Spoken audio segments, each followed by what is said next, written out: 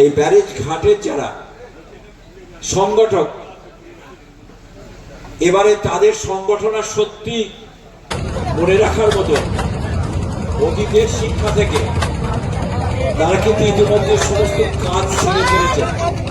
শুধুমাত্র যারা প্রতিযোগী তাদের আমরা ডাকবো,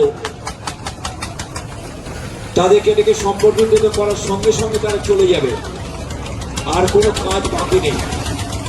ঠিক প্রথম দিকে যে শিবির আরম্ভ হয়েছিল,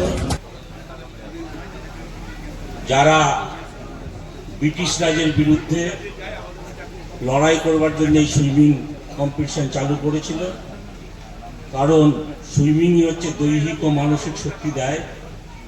সেই সুইমিং আজকে আপনারা জানেন যে এবছর এত ক্যান্ডিডেট এসেছে যে আমরা বাদ দিয়েও জিয়াগঞ্জে 60 জন 60 নাম্বার সুইমার, এখানেও বাদ দিয়ে আমাদের 21 জন সুইমার সুদূর স্পেন থেকে এসেছে।